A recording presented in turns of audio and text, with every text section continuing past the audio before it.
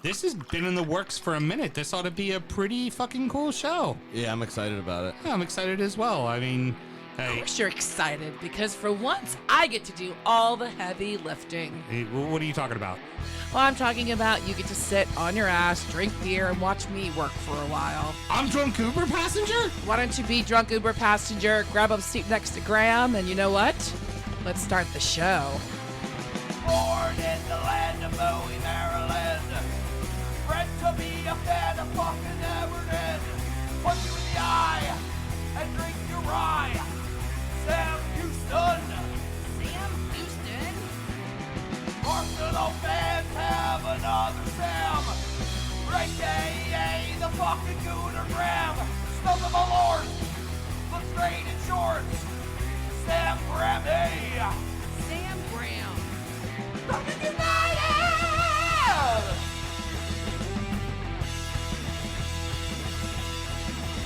Fucking United!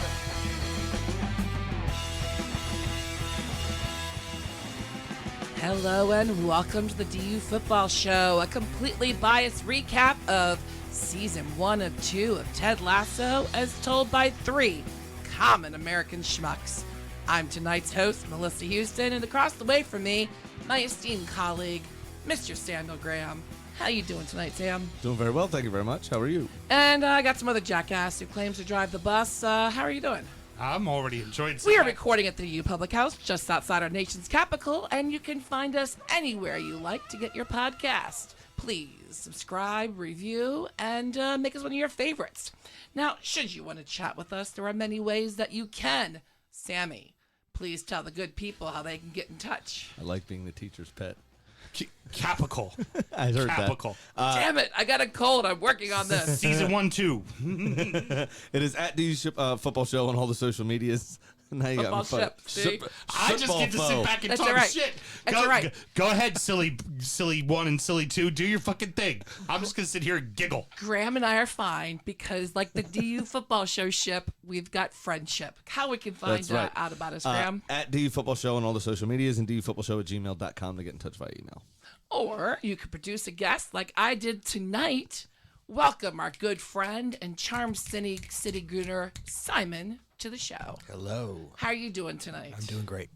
Oh, good. I'm sorry you have to sit between these jackasses. I'm but not. look, I'm happy to be here. You're right across the way from me, so tonight, Simon, it's just me and you. Proud Just me and you. Patreon subscriber right here. That's Proud. Proud. And if someone wanted to be a proud Patreon subscriber, how would they do that, Sammy? I didn't know I was dipping my leg out into the street this fast. It is patreon.com/DU Football Show to get sound check and injury time. Shots works. fired, producer Mel. Shots fired. I, know, see what you're making doing this hard there. for me.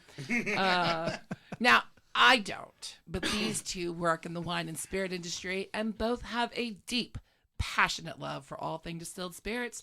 So as the red-blooded Americans they are, they vow to have a drink in their hand for this show and every single show. Graham, I like how everything just goes right back to you. But what else are we drinking right now? So we've got some burrs. Bars. I've got one from Aslan. Okay. And then I've got another one coming up here from Old Town. And I did this one specifically for this show. I picked it. It is called American Lager. It's just the name. American Lager. 4% by volume. Also by Aslan. Very excited about this one. But the Aslan, let's go ahead and go through that, I guess, then. 9.4% by volume, double IPA brewed with milk sugar. I'm drinking an Ouzelfinch beers. It Likewise. Yeah, That's it. pretty Yeah, it's a little thick. I think that's with all the purees, but it definitely like them. Thick. it definitely lives up to the sour name more than most sours have been falling short Especially ones on with that lactose. puckery. Yeah, The puree really does yeah, add a complexity and a punch. yeah. That's a pucker beer. I like it. And Yeah, it's very the mango doesn't taste like puke. No, it doesn't. Most of the time when you use mango in anything, it's got this kind of pukey aftertaste. Not in a good Malort way, just like a wrong kind of way. Yeah, I like this. It's smooth. Houston, I'd ask you what you're drinking, but we know you're trash. It's always Ice House. That a girl. All right, so let's have a great show, fellas. Yes, Cheers. let's do that. So Ted Lasso, Houston and I, we were late to the bandwagon, but that's just because we were a little late to signing up for Apple TV. Waiting until I got it free with my iPhone. Yeah. You weren't as late as I was. No, you were super late. I we was were a already year after y'all. We were already through season 2 before And Simon you was jumped on. later than us, but earlier than Graham. Yeah. Right in the middle. If you haven't seen it, every friend of yours, every Facebook pundit has been telling you to watch Ted Lasso, and not many things live up to the hype. But this show definitely meets the hype and possibly surpasses it. 100%. I mean, it hits on every note, and you don't even have to like soccer or football or sports to really get on with the show. It transcends it transcends soccer, and it's like we've all been evangelized into the Church of Lasso, because everybody we talk to that hasn't seen it, our first words are, "Oh my God, you got to see it." I went and put my free trial at Apple onto my mom's TV to make her watch. Yeah, my Ted Lasso. mother's watching it now. Yeah. What is it about the show that grabbed everybody? Let me be the guest and just be the pig and start here. Please. Perfect. I think that as you said, Mel, I was late coming to the show, and that was on purpose. I'm usually an anti-hype guy, so if somebody hypes something up for me, I'm not going to watch on principle. I hated Michael Jordan until he retired. Wow, there's an extreme example. But Contrarian, Simon. both hardcore soccer fans like the four of us, and people who are casual soccer fans, and people who aren't soccer fans at all kept telling me, you need to watch this show. You need to watch this show. You'll love it. You'll love it. You'll love it. And when the show premiered was right at the beginning, I believe, of COVID. At least that's when it hit my radar. And to be perfectly honest, and it's actually somewhat ironic and telling that I'm going to tell you this, I didn't want to watch it. I didn't want to be cheered up, which is ironic because I think at least the first season of Ted Lasso, and definitely the second season, was the COVID escape for a lot of people. Yeah. It is set in football. It has footballers and football players, but it's not a show necessarily about football. I think the thing I love about the show is that it makes you uncomfortable. Every minor and major character in the show is dealing with something that makes them uncomfortable. And it has a really raw sort of leveling common denominator element about it.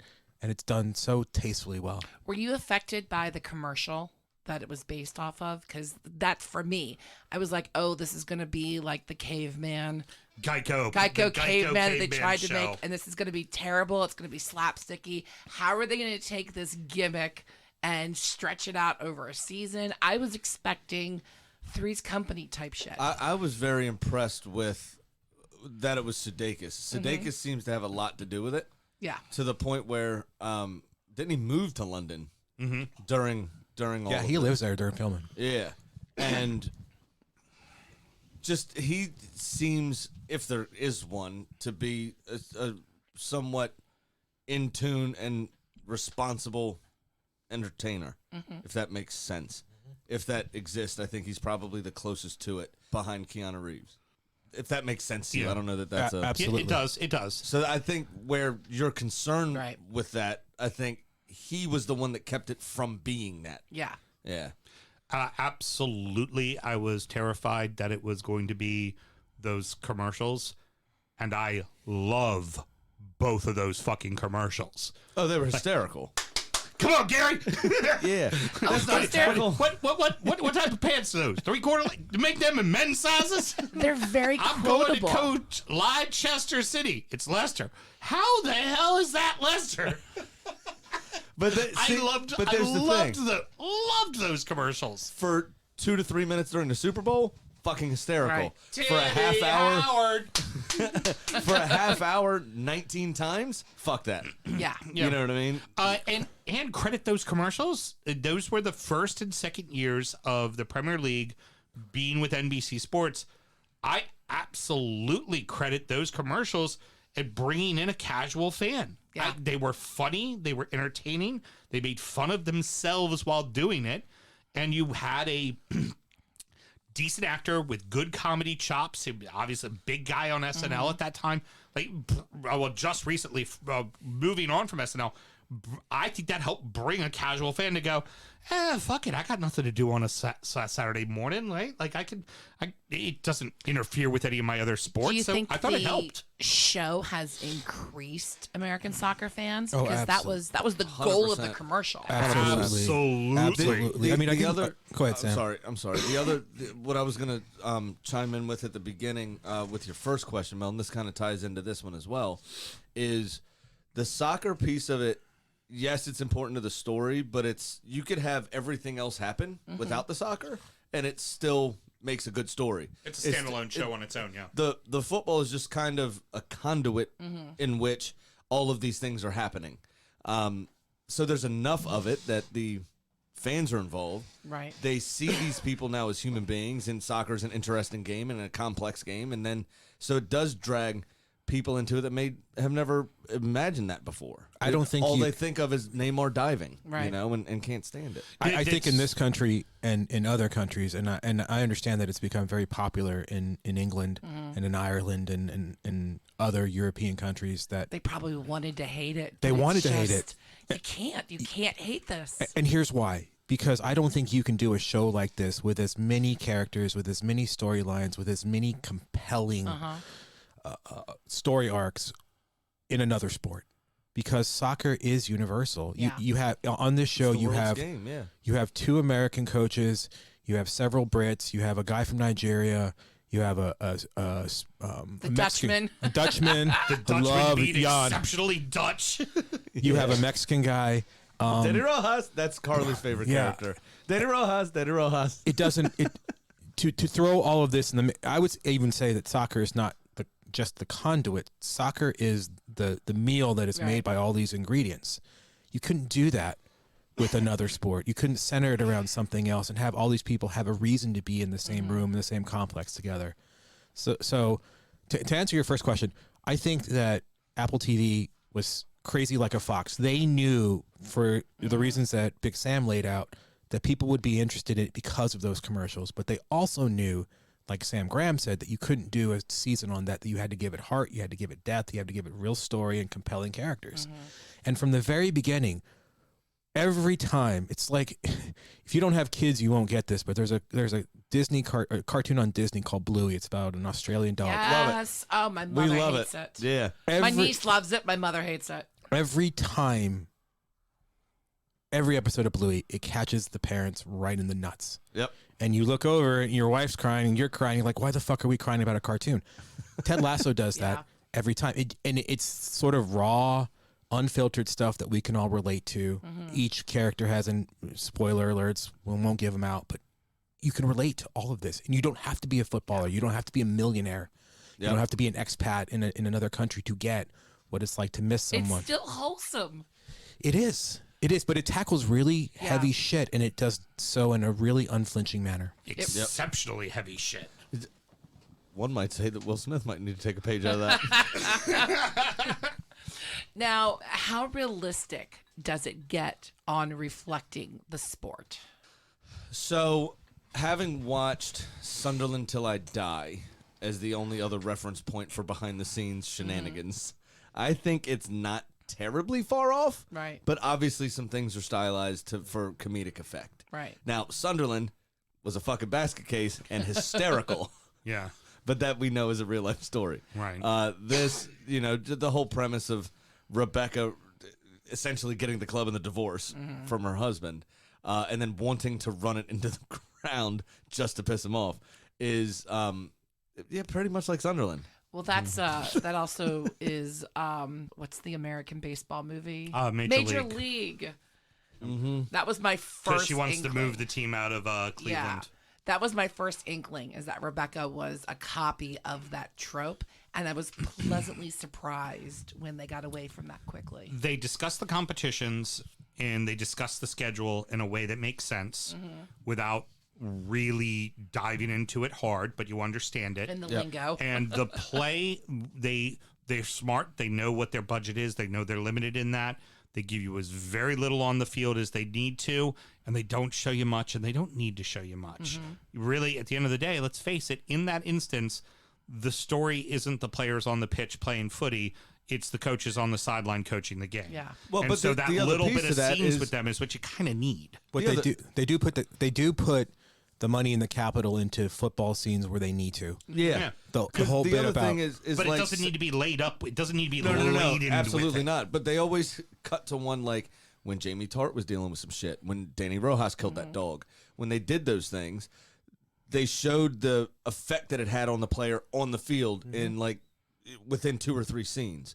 They were at a game, and you could see the wheels turning. Like, how do I deal with this? You know, and how it humanizes the professional athlete for people as well. Absolutely. That they Very are much. human beings that are going through Very shit. much so. And of course, you have to take some Hollywood drama to it. One of my favorite parts of the game is when they needed Tart to be selfish. And he's like, "How am I going to know the cue? You'll know the cue." And then everyone looks over, and there's Tart. Everyone with their middle finger up at Jamie Tart, and he goes, "Oh, okay, I get the cue." Right. Like, that was in good fun. Can you recall any times though where it like went too far, and it kind of took you out of it because it was a bit too ridiculous? Beard's episode for me. What's that? Beard's episode. Oh, I loved I Beard's love episode. Beard's That was episode. a great Well- episode, Love but Beard's it's just episode. like, We'll get what to the that fuck? one in a moment. Deviant. For me, the keeper in me, and this is done in every soccer movie. It's done in every soccer show. They'll just have the keeper kind of half-ass fall as a ball goes. Like, fuck you, keeper's in the air, man. He may not save it, but the keeper's in the air. He's diving. It's because you wanted to make sure on that shot that the ball went in the net. So you just have him fall to the ground like he's a dead fish. Yeah. When it's a ball that's mid-height that easily a keeper could save, instead of having to get the shot right and put it in the upper 90s and the keeper miss it because he's diving. But like, Well, look at any real. real soccer match. You don't see a keeper flopping like a fish. It's normally they're fully extended, long dive trying to get to a ball. You know.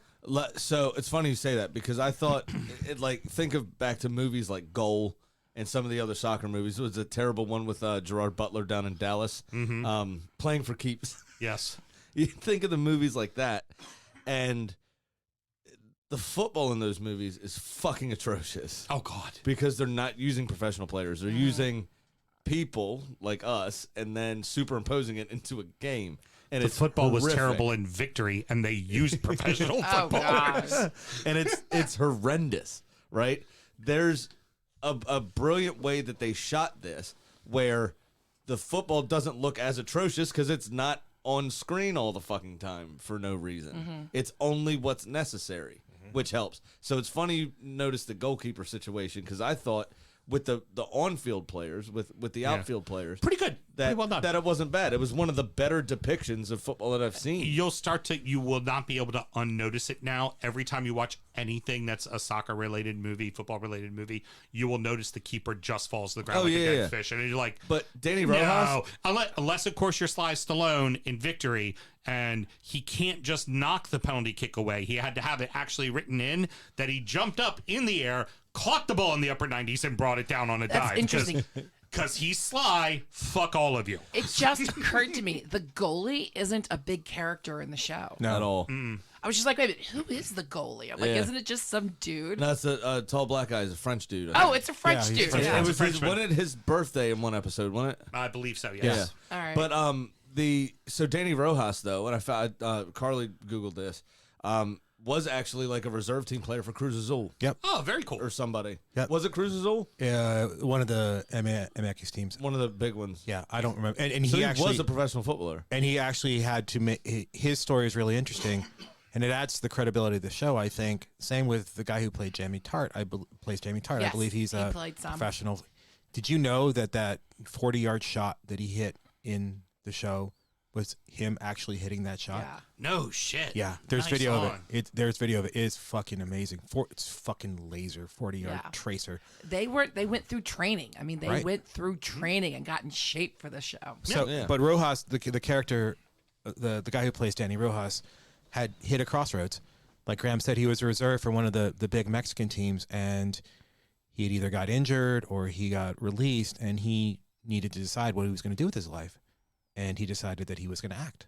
Fantastic. Yeah. So and he was so dope in the show. Yeah. It was And so he's- good. And Such I a would good just like to character. say he is exceptionally easy to look at. Oh yeah, but He's a damn fine-looking man. it's like of course everyone's got their stereotypes, right? The English, big brutish center half. Yeah. The Italian, kind of flowing hair defensive midfielder.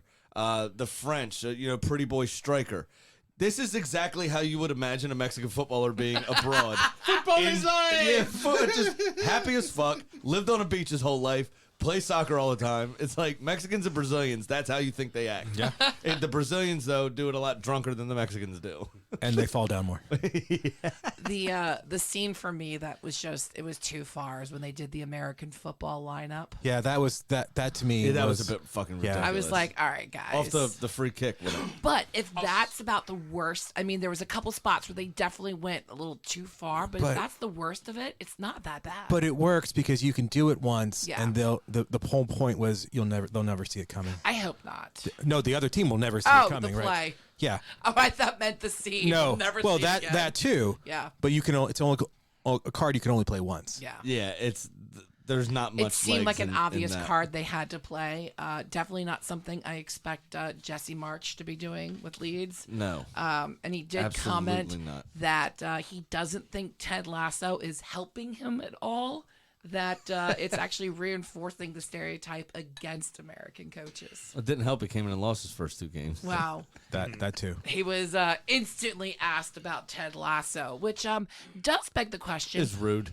what characters remind you of real people? Like, who do you think his inspiration was for Lasso, and who do you think the inspiration was for Jamie Tart, and why is it Jack Grealish? I always, whenever I see Jamie Tart, I have to admit I think Grealish. The headband, the hairstyle, the whole thing. The short socks. I keep looking to see Yeah. is Jack going to shave part of his eyebrow at Right. some point, or is that a look he's ever had? I get Jack from that all the time. I don't know who they modeled Lasso after. I honestly have no idea. I think that you have guys like Rupert that could be any rich English douchebag. Yeah. You have, Great casting too. No, you know who Rupert that's is. Giles. I'll tell you who Giles Rupert is. from Buffy the Vampire Slayer. He's fucking fabulous. Rupert's Mike Ashley. Oh, we yeah. know that, right? He Yeah. drinks a ton, shows up to the pub, got a really young wife after the first wife, everything. Yeah, it's a good That's shout. Mike Ashley. It's a good shout. It's a good shout. Only difference is that with Rupert versus Ashley, Rupert's a charming human being, and it's like everybody loves him. And, Well, that's fair. you know, where it's like Ashley, they're like, oh, would you just go fucking pass out in the fireplace already, you fucker? It's quite clear who they modeled late Nate, the most recent iteration of Nate after. That's Jose Mourinho. That's Jose Mourinho. to Really? it. Oh, absolutely. Yeah. When he takes over at West Ham. Yeah.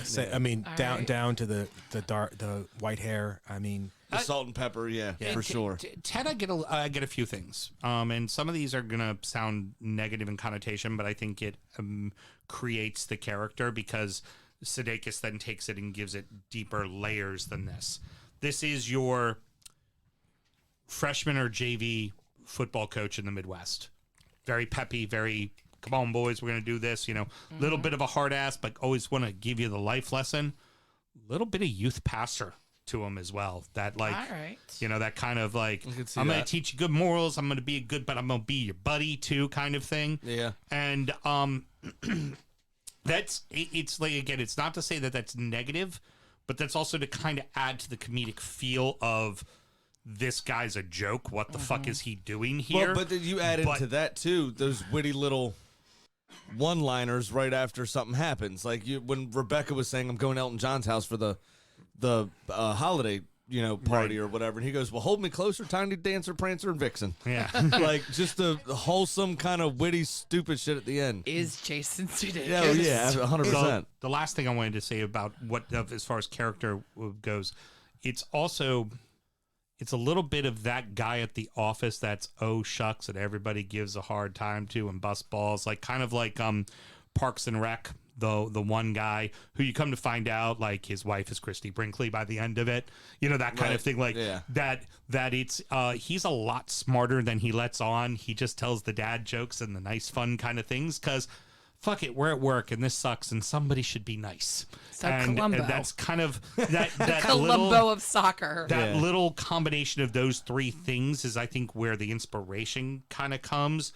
But again, beyond that, you have an actor who also helped write and develop this character that gave it a lot more layers, because that would have gotten very boring very, very quick. Yeah. Absolutely. But I like where those individual things, even though, like I said, kind of bad connotations to give someone, they all make sense in the character. Well, they flesh him out, right? So he's from the Midwest. He's from Wichita or something. And then you learn about his personal background, why he's so unfailingly optimistic, because he's had tragedy in his life. And one of the things that I love about the show that they do in the back half of the second season is they show that those personality quirks, that goofiness, is really a defense mechanism, because he can't handle his own shit, and he refuses to. And so this is the shell, this is the facade that he shows to everyone to keep the real shit from coming out. I think that Which there's is relatable, because a lot of people do that in their day-to-day absolutely. lives. Will Smith. Most people do that. Yeah. So Sorry. and that's going on. You know, you ask. It's a really good question. Who do they remind you of? I think the thing that grabs most people is they remind us of all of us. Yeah. I mean, Rebecca is a woman jilted and scorned. She's left for a younger woman. Her ex-husband is a giant asshole who never fails to remind her publicly. Yeah. Marries the model and then knocks her up. Right. I'm not alone in that. Got a huge crush on Rebecca, right? Oh, God, She's not my biggest crush on that show. We can come to it, but she's not my biggest She crush is on that show. so statuesque and just incredible looking. You're not wrong, but she's not my biggest crush. All right, who's the biggest? Sassy. Sassy? Oh yeah. Really?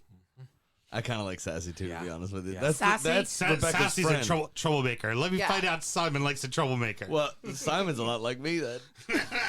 Girl next door that's gonna smoke under the bleachers. Yeah, Sassy's a good character. All right, bag things on your car. No, not quite that bad. Well, of course, Jason's been asked this question a lot, like what his influence for the character was, and his answer is gonna piss you off. He first did say his own high school basketball coach, who I'll give Donnie Campbell a shout out because apparently it was a big influence on his life. Ted has a sprinkle of Jim Harbaugh Jim Harbaugh, okay. and a lot of Pep Guardiola and Jurgen Klopp. I don't see it. Not with the tactical awareness that those two I possess. I don't know the men well enough to go. Okay. I would say Maybe Beard that's is why a I'm man asking management. y'all. well, man management. Yeah. Ted's incredibly likable. Klopp is a fucking raging asshole. You think that? My Everton is showing. Sorry, let me put that away real quick. Yeah. My Everton's Jurgen showing. Klopp is incredibly charismatic. That's not Hey, good. Pep Guardiola is a fucking pervert. He's exceptionally charismatic as long as everything goes his way, and then when See- it doesn't, he's an asshole. I see Beard as Pep. Just a fucking like super. That's not right. Got to do this. Got to go this way. X's and O's. Little ADD does kind not of- compute. Yeah, Right. Just fucking robot. And then is a goddamn deviant on the back end. Yep. Oh yeah. Oh, That's yeah. a good shout. Yeah. Yeah. But the charisma, the everything else, I see that as the Kloppism I can see with Ted. I just don't see the intensity Heard. in the coaching part of it that Jurgen Klopp would bring. Yeah, I was not sure, but he said that in every interview, and I was like, well, that's weird. I guess I'm gonna have to rewatch it to see. I think you're right. I think Beard is Pep. Yeah. 100%. Yeah, I don't see Pep or Klopp in terms of the jovial, charisma and the relation. Yeah, I mean, we don't The way he handles the press. and his own players. Except that one time. Yeah.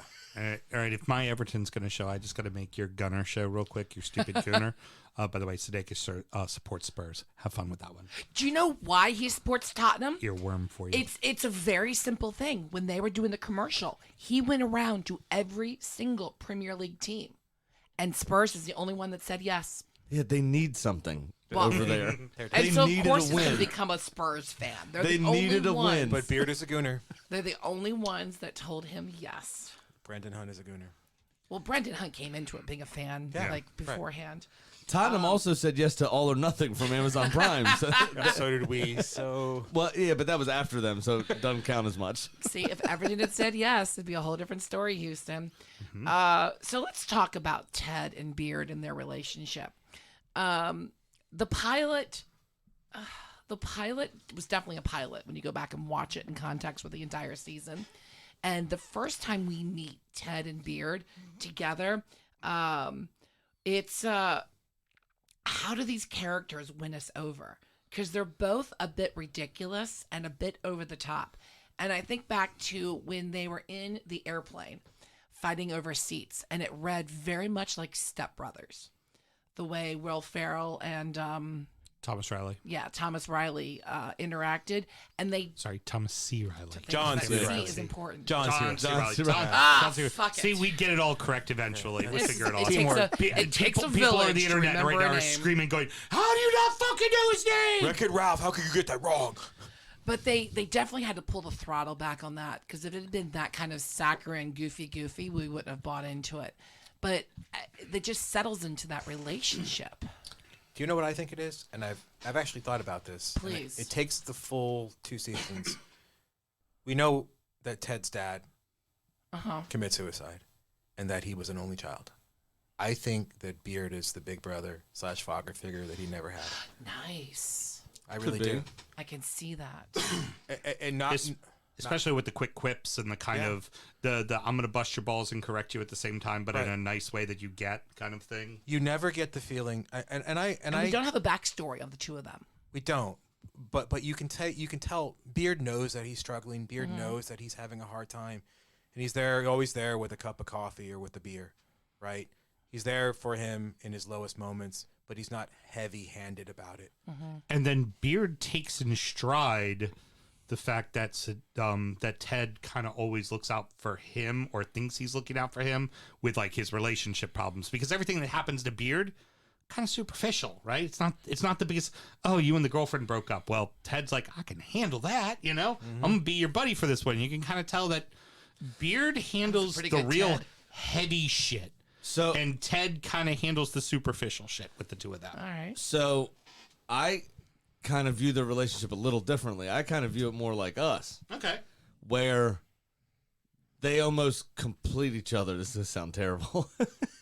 Where they almost complete each other. Where coaching-wise, if you look at it from that perspective, Beard is the nerdy one. He's the X's and O's guy. He's the one that was reading all the books on the plane, if you remember, and this, that, the other, staying up late and doing all these things. Ted Lasso is the man manager and the goes on gut feeling, and they have the dynamic and the understanding that when Ted makes a decision, that's a decision. But they always have each other's back. Occasionally they fight, and then they make up, not long after. It's more of they're not juxtaposed to each other like Batman and the Joker, but they need each other the same. Yeah, I don't think either character or either person would work well without the other one there. Yeah. Exactly. I know we'll get to the Beard episode, but It's coming up next. the beginning of the Beard episode, what is very poignant and noticeable is Beard has had enough of Ted Lasso shit by the end of you just got your ass whooped. He's mad. He's not okay with it. He That's what I'm saying. Wins do matter. That was right. And Ted being touchy-feely. And Ted's like, all right, we got this. We'll be okay. Like, no, fuck you. This one hurts. Yeah. Man City Like- just kicked our ass at like- Wembley.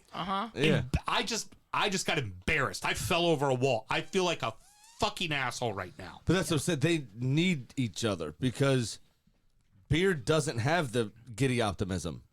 Ted doesn't have the shit, I just got kicked in the balls, realistic view of life. So they have to have each other and balance each other out. They're essentially a great power couple. He doesn't have it yet, and I think that's why Beard is such a interesting character in that he's both sort of Ted's crutch and his foil, and sort of his counterbalance. Right. I anticipate at some point Beard's gonna come up to him and say, "You have to start acknowledging this shit. You have to stop being such a ray of fucking sunshine, because not everybody can deal with that. And when you do that, which is one of the reasons why the show works, when you do that all the time, whether or not you're being genuine, it comes off as fake, it comes off as forced, and people get tired. Like Big Sam just said, people get tired of that shit. Let's deal with the real. We just got our fucking ass kicked by Manchester City at Wembley in the FA Cup semifinals, and I'm gonna go out and I'm gonna have a rager. Yeah. And your pep talk won't work. Yeah. And for Beard, he needs Ted who's gonna do the pressers, who's gonna charm Yeah, that's the what he reporters, just who's doesn't gonna have it. talk to the people, who's gonna go around in glad hand. And you could already tell, like, Beard has no interest in any of that, which is why the relationship works well. And why it didn't work with Nate. I mean, I'm jumping ahead. Well, there you have Nate that wanted person the in the glory. middle. Yeah, exactly. You have that person in the middle Yeah. that got a taste of it and wants nothing but that. Yeah. He's an interesting character. We should talk about him. Oh, because Sam's not gonna stop bringing it up unless we get into one of his favorite episodes, the Beard episode. I fucking loved it. I did too. It was an acid trip. It was great. I loved everything about.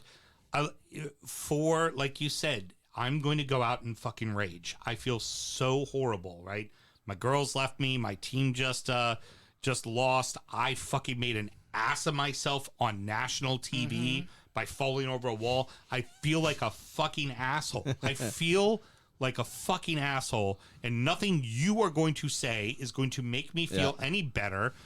Fuck you, brother. I want to go on my own, and I'm just going to go get in trouble. and the universe was not helping him at first. It was not. No, Throughout most of the episode, really. For most of it. Right. but I loved where he found his solitude. Was it started all with him at the pub with the supporters. Yep. And the supporters are just like, well, let's see where this fucking night goes. And next thing you know, Those you're out three partying with the lads. fucking coach. Yeah.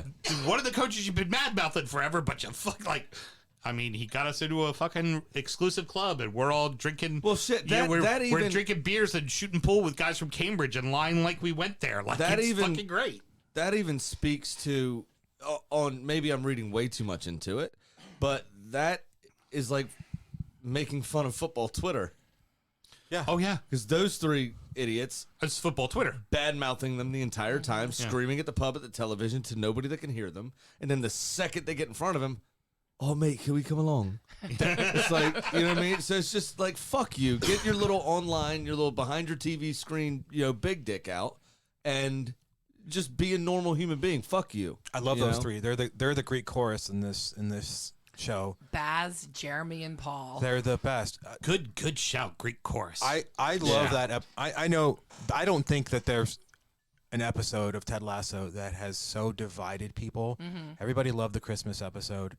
People either love or hate the Beard episode. The most interesting thing about both those episodes is that they weren't part of the original lineup. Yeah. They were both standalone episodes that they shot later, and they found a way to work them in. We might not get that next season because Apple ordered an even 12, and so they know going into it. All right, Yeah. here's the number. We don't have to come up with something. Right. The Beard part, to me, when I was watching it, I got serious Lebowski vibes, which is one of my favorite movies of all time. Especially in that club. Oh yeah, when you're going, what the fuck is happening here, and why do I love it? My wife wanted to watch the episode again the very next day. She's like, I've got to see it. I'm like, no, I want it to just remain in my memory, the complete fucked up enigma that it was. I'm still trying to figure out the meaning of the scene with the woman and the pants and the fixing them and that whole thing. He thought he was getting laid. He did, Well, yeah, he did.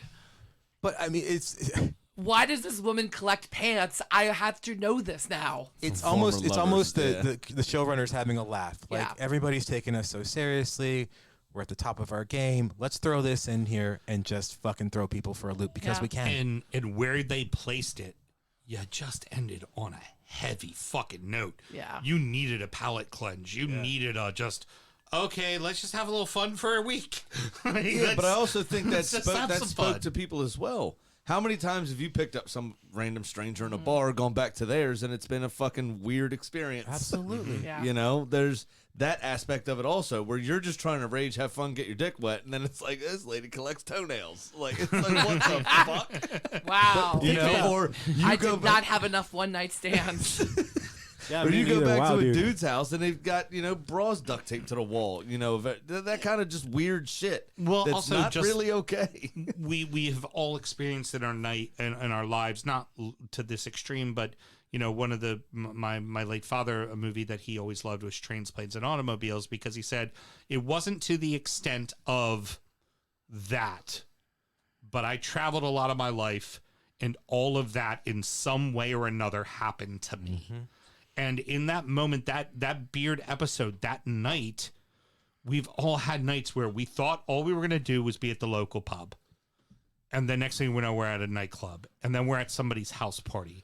And then we're being chased by the cops or being like, and then somehow it ends up like on like in a minor league ballpark, like playing fucking wiffle ball in the middle of it. Like just the weirdest shit happens all in this night. And you're just saying, then the next morning the sun's up and you're in Denny's or Bob Evans or IHOP having fucking breakfast. What the fuck looking just at your happened? friends, you're slightly drunk, slightly hungover, coming off of it. And you're just sitting there drinking the coffee and eating your breakfast and going, the fuck just happened? Yeah, And like that's we don't have what the that money for episode it. encapsulated. We don't have the money for it, but how many times have you heard of a celebrity starting a party or like going to a premiere in New York, going to an after party, and then waking up fucking still drunk in Dallas? Right? We don't have the money to go hop a plane, but then they're, that's the same sort of situation. Like, how the fuck It's the did I same get here? situation as us hanging out at the house and then going, let's go to New Jersey. Yeah, exactly. Let's go. Or the when someone casinos. tells Sam they've never been to a strip club before. You know what? Back in the day. I had many of not those experiences, but stuff like that. Even him and I one night we went to the fireworks for his birthday, and then we're in Baltimore at the Inner Harbor. The next thing you know, we're on this guy's yacht party. Yeah, exactly. Just walking by, said hello, struck up a conversation. Guys, like, you want to come on the yacht? And we both went, yes. Yeah. I'm drinking Yes, a we do. 7 and 7 on a yacht. Like, I'm like, I was underage when I drank a 7 and 7 the last time. Right. But here I am on a yacht drinking a 7 and 7. Yeah. Nice, Grandpa. That's why it shit? works, right? Yeah. That's why that episode for me works, and that's why the show works, because it draws. It's a great point about taking it down a notch and getting to sort of what seems the ridiculous and surreal until you realize I've been in that girl's house. Yeah. Where I think I'm going to get laid and it takes a turn. And I literally or Takes a figuratively big have to run the fuck out to save myself, right? Yeah. We have all taken the wrong turn down the street at night. Oh, And- yeah. and- And their parents came home. And you got to get the fuck or out thought the we were going to window. get our ass kicked. Yeah. Right? Or gotten our ass kicked. Right? And then the next day, it's not just going to Denny's or Bob Evans the next day and going, what the fuck happened? It's going to work or showing up in the light of day. Like, how was your night last night? It was all right. Yeah. I can't tell you I about it. cannot And tell you it about Cannot works. that. tell you about it. For the character Beard, because not everybody has a story like we just told. Not everybody has that ability to just fuck it and go where the night takes you and see where the path leads you.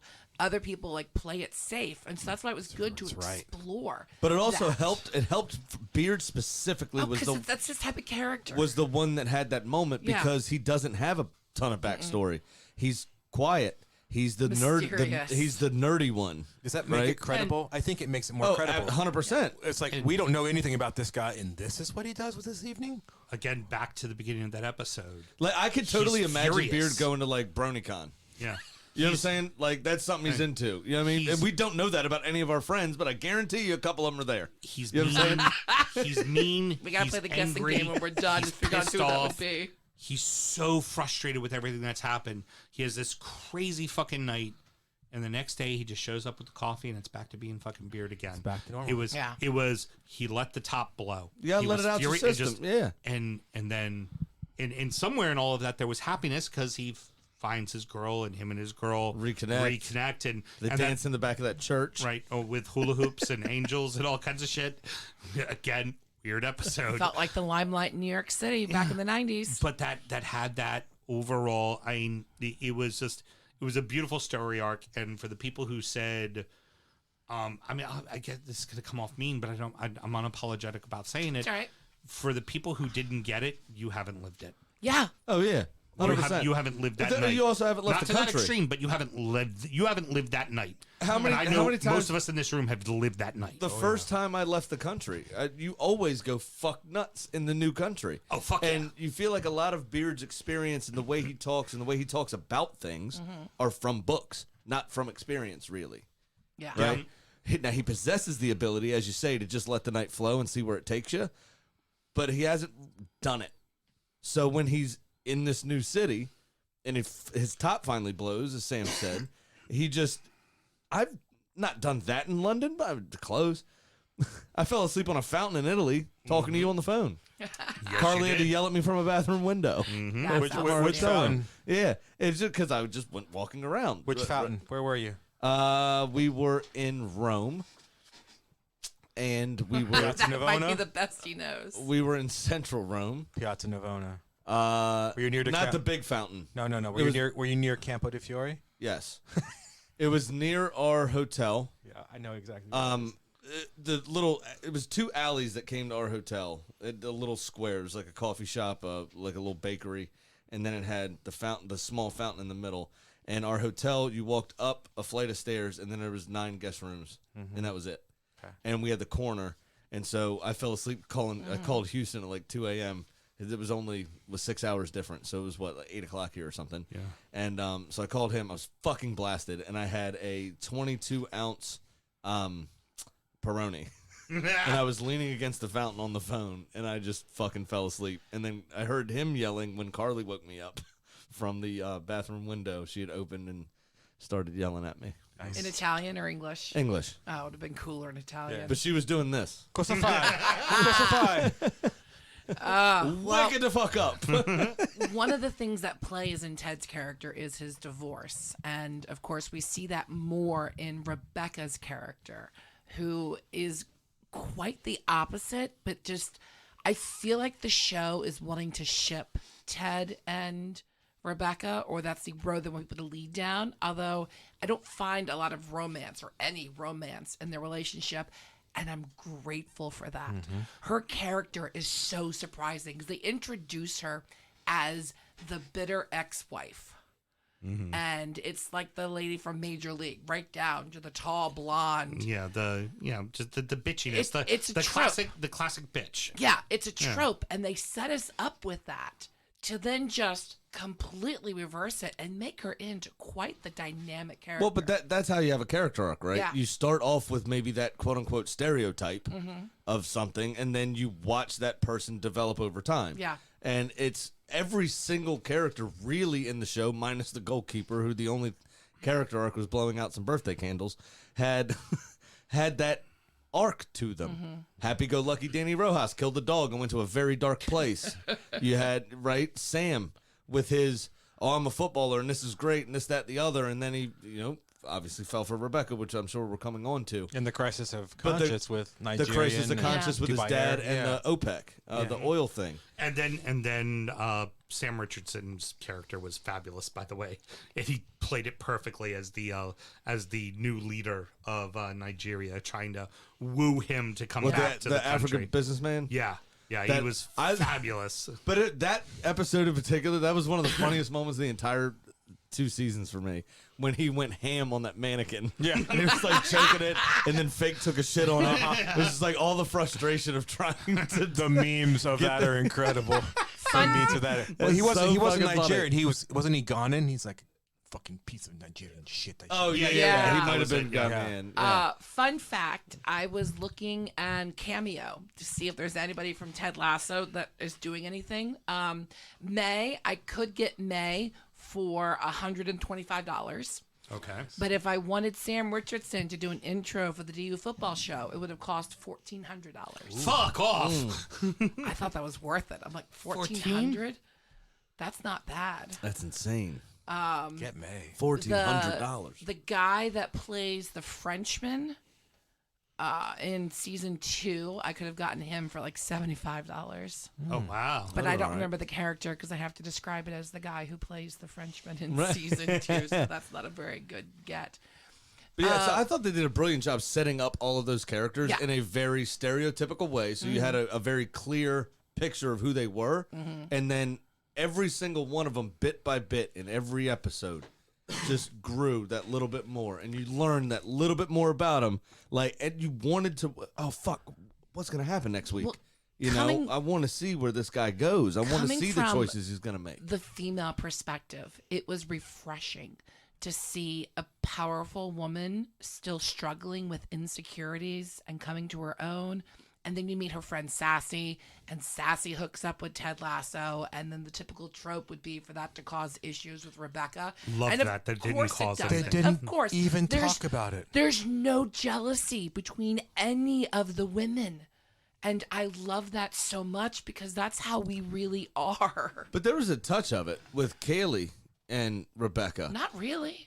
No, but it was you're younger and prettier and this, Yeah, it was that, admiration. whatever. It wasn't But- jealousy. But then it was, well, no, I actually find you to be Yeah. inspiring Oh, yeah. and strong and da-da-da-da. Oh, yeah, And women, we do that in the bathroom all the time. When we go to the bathroom together, that's what we're doing. Oh, my God, I love you. No, Why you're are you hanging not. out with me? Oh, my You were God, I comparing love dick you. sizes with Why your are you last hanging three out with exes. me? You're comparing dick sizes about your last 3 exes. No. You'd be surprised how little we care about men in the women's bathroom. Don't ruin the dream. They're pillow fighting. Don't ask how the pillows strip get there. right down. Don't- Are you kidding? no. We're complimenting They're each pillow other fighting. on, oh, your tits look great tonight, or that shade of lipstick, or Yeah, but when I do it, it's a problem. They call the cops. Unfair, double standard. When I walk in there and say I like your tits, it's an issue. There's a You lot call of security. very That's easy not tropes fair. that could have been done. Like you could have had Ted and Rebecca get together. Yeah. No. In the real world, no, you fucking can't. No. She's the owner of the club. She's his He's the boss. head coach. Yeah. But I'm still No. rooting for them to get together. They both Right. deserve it. See, I'm not. I was nor am actually. I. I was afraid it was going to go that route, and I was so glad when it did it because It's I'm rooting for refreshing them that to it have didn't. a really good friendship. No, it's refreshing that it didn't. But I'm invested in them. That I think they deserve it. And I'm like, you find You're happiness. shipping Lasso and Rebecca. I don't think that they're right for each other. No. No, I don't I think don't. they are I either. don't. I. There's no way that's a happily ever after, waking up together relationship. But that's Honestly, the part of it. Rebecca's a stone cold, powerful fucking bitch. You know what she should have? She should have a young, hot, athletic fucking boyfriend like Sam. That's Right. exactly the guy she should get. That That's romance. exactly the guy she should I was get. hoping you would say again, that. that proves my point. One of the things I love about this show the most is that it takes you to the uncomfortable places. Rebecca and Sam make a lot of sense on one level, like Big Sam just thought, but it also made me cringe a little bit because the employment lawyer in me says, "Oh my God, she's fucking her employee." Yeah, that happens every day with a male boss and a female Absolutely. employee, and that does not end well. It absolutely doesn't. And I wonder how many men had that same reaction. Like, oh, I don't think this is right. But if the guy is the boss and the woman is the employee, you're giving what's fucking funny fist about bumps. this? Yeah. The other day, Carly was like, I might go. She had like an appointment cancel on her. And she was like, I think I'm going to go to the park and eat my lunch. And I said, you know what? This is one of the only fucking situations where the double standard really hurts us. Men, if I wanted to go have lunch at a park, I look like a pedo. I just want to eat outside and enjoy the fresh air. You're allowed to go to the park. I can't. Occasionally, the double standard hurts us. Don't be a Not nonce. often, don't get me That wrong. Don't be a nonce, romance Graham. Don't be a nonce. with her and Sam is so hot, and they built it better than anything they're doing on Bridgerton. It was such a twist, too. Yeah, it was unexpected. It was such a twist. But it was also, you knew that it wasn't going to work, and you were almost as sort of uncomfortable as the relationship was itself. You were stealing yourself for how is this going to end? Is he going to go to Morocco, wherever that guy had the team? Is he going to find somebody hotter? Is she going to drop him? And the way that she let him down was so gentle. It was so nice. But you could tell he was You pained by know it. they're not done. I think they're done. Oh, I don't think they are. I think we're gonna get some hot season 2, Season 3. season 3. I think When does that sorry. come out? Do we know yet? It comes out this summer. They're filming it right now. Hurry up. So you mentioned something that I think is a really important thing to Yeah. talk about. Strong women who kind of buck the trend but still have their own issues. When we were talking about prepping the show, and if it's one of your show notes that I'm about to blow, Please blow it up. you asked about who our favorite side character was, who our favorite minor character was. And the horn dog in me was going to say Sassy Smurf, right? And then I really thought about it. I'm like, no, I love Dr. Sharon. Oh, Dr. Sharon. I love Dr. Sharon because I feel like she's one of those glue characters. Because she is the one that makes Ted Lasso sort of confront his demons in a way that he absolutely needed to.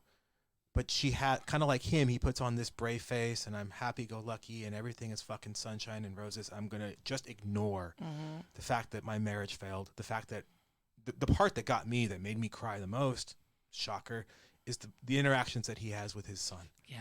Because Yeah. I'm a dad, and Yep. I live in the same house as my children, and I'm in constant fear that I'm somehow failing them. He's across an ocean. He took a job across an ocean, and then his marriage falls apart, and he still has to put on the dad face, just like he has to put Yeah. on the coach face. Dr. Sharon made him sort of see through and work through all that while at the same time not dealing with her own shit. The medically trained professional was ignoring her own shit. That's a level of complexity, and some people would call that hypocrisy, and I think it's No, not. It's that's just being human. real. Yeah. Right? It's human, yeah, absolutely. It's easier to fix other people's problems. It's harder to look at your own self. And that's why it was so hard for her to take any help when she fell into the hospital. Right. It's like, no. The power balance is I listen to you. You can't find anything on me, because she was so afraid of giving up any power. The other piece to that, too, is it breaks down the stereotype of men are the only ones that keep things in. Yeah. You have yeah. the stereotype of the bitchy women that cry about everything and right? And the men just grin and bear it, and then one day they snap and kill their family. Well, this gave That went dark. this gave a new perspective on that. Where sometimes the strong woman is the one holding shit in as well. Just an observation from what you guys are saying. I would say the bulk of the characters are far more concerned about everybody else's shit than they are about their own. And do you think that's They try to take care of everybody else and don't take care of themselves. and that is again we keep talking about these Except dualities. Roy. Except Roy. But even Roy. Oh no, Roy Kent, absolutely Roy Kent. His development in season 2, him and Keely's relationship, and the self-reflecting he has on what she needs and the space she needs, and how that doesn't diminish him. It's a lecture on what all women are secretly wanting from men. I don't know how or who got in touch with Sudeikis to base a character on me. It's amazing that we haven't. I am Roy Kent. Allow me to answer this again. No. It's amazing that we've been doing this for 45 minutes or so. Yeah. And we're only now getting to Roy Kent. Yeah. I'm skipping over the section of Leslie Higgins, and I want to touch back because Leslie Higgins is one of my favorite characters. Oh, Higgins. I know every Higgins. character, and like Higgins and love his the midlife. relationship with his wife. The scene, this ties into the Roy Kent thing. The scene that made me cry the most was Roy Kent going to the stadium for that "you had me at coach" moment for Leslie and his wife. I'll read what I wrote down here. If I can take my glasses off. There we go. It's the scene with the rom-com moment. He shows up in the field, and they're playing "She's Like a Rainbow." And the moment that had me was when Higgins is waiting for his wife and family. Just as the song "She's a Rainbow" hits the lyrics, you see her dressed in blue. And she's got the cute little blue scarf around her neck. And he holds her hand, and he twirls her around, and he kisses her. And that set up against Roy running to the stadium.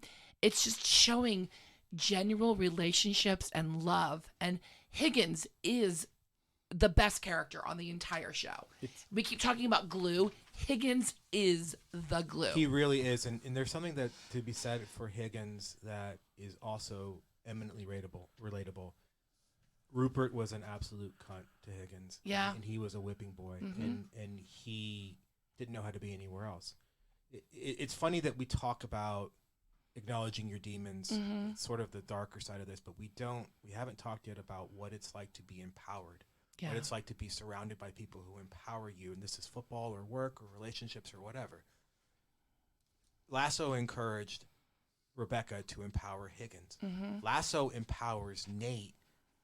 But apparently, one of my best friends and I have this running argument about Nate and whether or not Lasso did him dirty. I maintain that he didn't. My friend comes at it from another angle.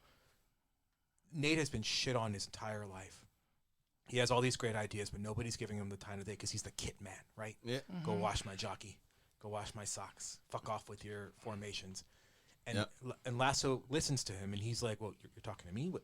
You must be talking to someone. I'm like, no, I'm talking to you. What are your ideas? And he builds them up. My friend thinks that Lasso turned his back on Nate, and that's why Nate went the heel. I think Nate got too big for his britches in this power. Yes. I agree with you. Is the answer somewhere in between, though? Nate started off that way. first time we meet Nate is when Beard and Lasso show up to the field and they're walking on the pitch. And then Nate screams from across the pitch, "Get off, get off, get off the field." Meanwhile, Nate himself is running across the pitch. And even after he gets them off of it, Nate's still standing on it. I found that funny for two reasons. For that reason, I remember when we did the tour of the Emirates, and I'm sure it's like this at Goodison, I'm sure it's like this at Villa Park. Like, you could probably take a shit in the middle of the changing room and nobody would say anything. Yeah. But if you breathe on the grass, They get fucking you're going to the tower, baby. Not touch that. Do not even fucking look at the bitch. grass. At the Emirates, remember They're the rope. the rope was at least 3 feet back from the pitch. You couldn't even reach out and touch it. And there's signs every 3 6 feet. 3 feet, 6 feet. It is illegal. It is illegal to go on the grass. Yeah. So Yeah, they don't right, even want you touching it. Right. And so while Nate's screaming about it, he himself is running across it. So it was more for him the act of chasing somebody else off while he himself was still standing on it. Maybe how he many- thought he was entitled So to. with Nate, I kind of feel like this is like the Star Wars kind of situation, right? Where I present you with this great power, I present you with this knowledge, with this acceptance, with this learning, and you have to choose what to do with it. You could either go the route of Jedi or turn to the dark side. And Nate, I think, and agree with you, reached that crossroads and chose the dark side. I think there was always a little dark side in him. Remember when I don't disagree with was it that. season 1 when Lasso was like, "Hey, read them your notes," and it was essentially him shitting on everybody and Yeah. roasting them. Yeah, so basically what we're saying is Yoda would not have trained Nate. Yeah, yeah. yeah. Nate Yeah. was a little. I agree. He's got a little bit of meanness You know what, in Sam? him. There's your validation. You're a good boy. Yeah. If I could reach across and play with your hair right now, you feel we validated. didn't notice the meanness much in the first season until you go back and rewatch because we're so dazzled by Ted and Beard and the Diamond Dogs and the male relationships being built and the sharing, and that's how all of us missed the Nate turn. Well, and to my friend's point, I didn't call him bad names. I was like, you are failing to acknowledge how much Ted loves Nate, and Nate just shit on him. But you Yeah. also have to acknowledge there's still a dynamic there of I am the head coach. I will make the decision. Absolutely. Right? Where Beard gets it. They've been together for a while as well. Right. And understands Nate's that like, relationship. I'm smarter than you. Why don't you listen Exactly. to me? Where Nate was getting his ideas taken on board, first time ever, had this power, had this feeling, had this, acceptance. And then the professional relationship creeped back in. And it was, hey, listen, I'm the head coach. We're not doing that. And then Nate started trying to sabotage him. So what's He interesting? couldn't handle that. He felt as though it was rejection when it was just a professional situation. Oh yeah, in my definitely opinion. projecting his father. His Oh, whole 100%. end speech is projecting That is all of his exactly where I was father. about to go.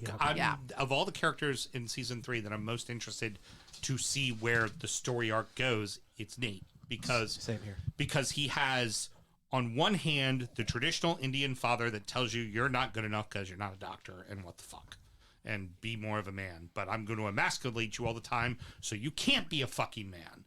And then you have over here Ted, the nurturing father figure that lets you know you can be anything you want to be, but then you're not okay with that because he's not telling you to fuck off enough.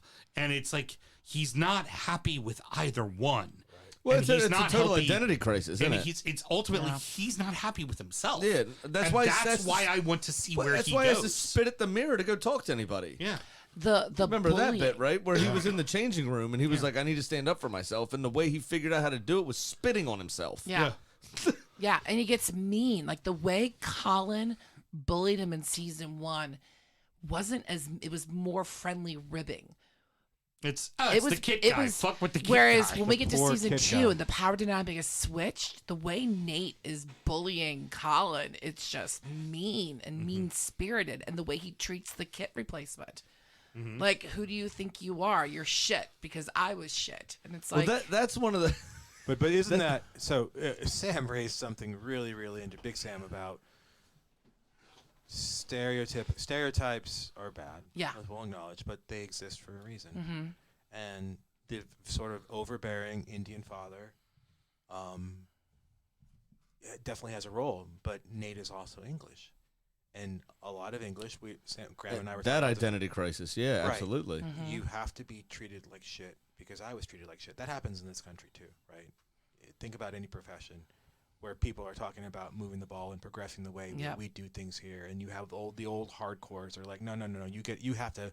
I shit. suffered, so you Exactly. suffer. I walked to school both ways uphill in the snow, so you have to do it too. Yeah, an executive level. My boss used to yell and scream at me till I cried, Yeah, but and I'm better for it. I So think I'm going to that yell and builds scream character, at you. so I'm doing Exactly. that I'm as going to well. yell and scream Yeah. at you when I don't realize that the nature of business has changed, and that's now not how I now get you to be successful. And think about who Nate's new boss is.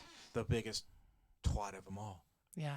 I mean, I'm really interested, seriously, to see how his character progresses. I think everyone sitting in this room is not a West Ham fan. I know that when it was revealed that Nate is the new manager of West Ham, every West fan I know was like, fuck.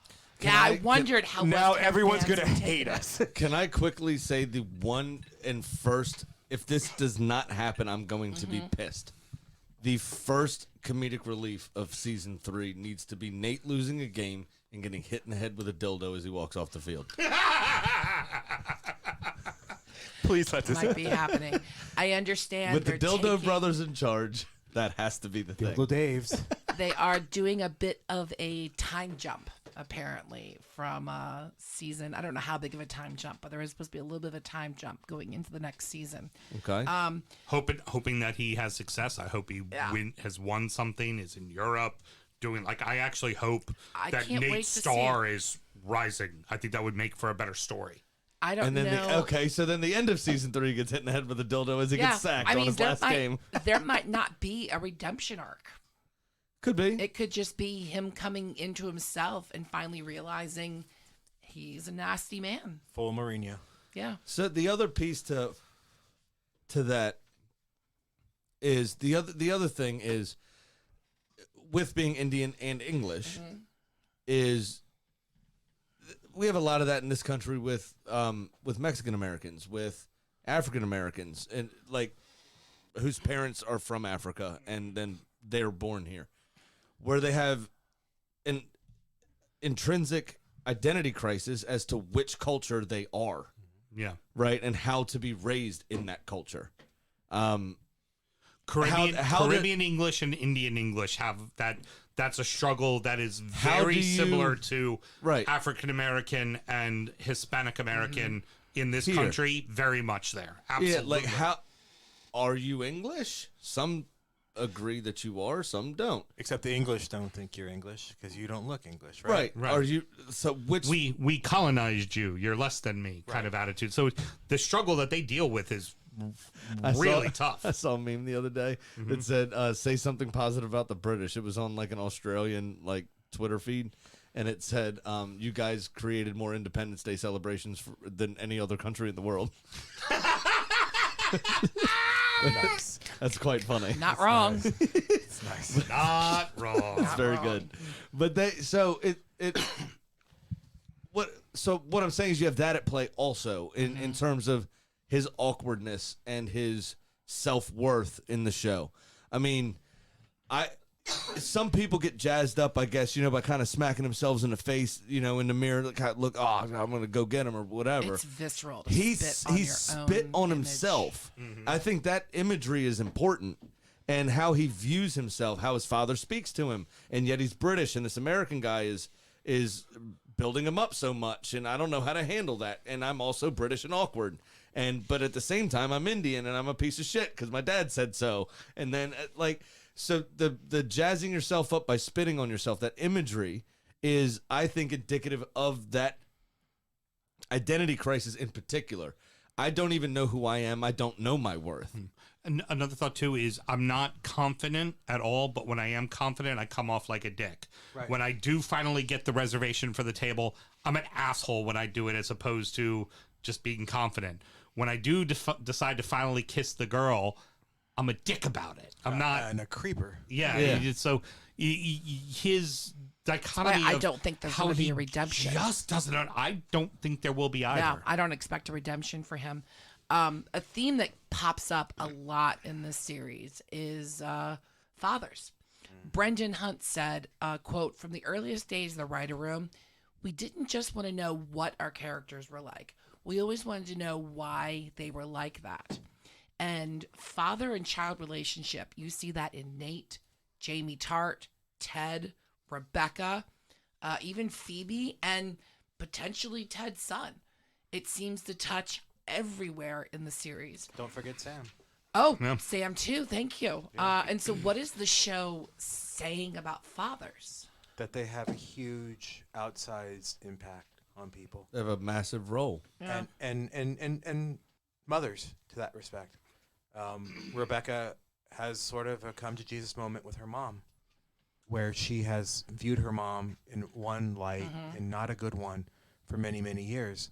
And she finally understands why her mom does things. Jamie finally makes peace with the fact that he's never going to please his father, and his father is an asshole. Yeah. And it takes him punching him and Beard hauling him out of the locker room. And Roy Kent hugging him. Yeah. I'm crying all over again. You No tears. no. No. Fuck you. Stop being soft. but you know, even Ted's father has an outsized impact on his life. I think it goes to sort of the people that raise us and the people that we choose to put in our lives. And it really shows that we can never really escape that. We just have to deal with it. I think that it's really interesting that we never talk. I think Ted's mother is going to come into the frame in season 3 because his father. She has to. We need She that has to. context. But also, real quick, in terms of the parents, it also shows various ways to handle that. Where Jamie, as you said, punched his dad. Fuck it. Get out. I'm done with you. Just writing them off. Getting toxic people out of your Right. life regardless of your bloodline. But then Rebecca just accepting her mother for who she is. Finally. At the same token. Yeah. Right? And accepting her father for what he was. For what he was, right. Right, but just accepting them, right? So, okay, I'm just not going to deal with it. I'm just going to accept you for who you are. This is just part of your being. Fine. That's okay, too.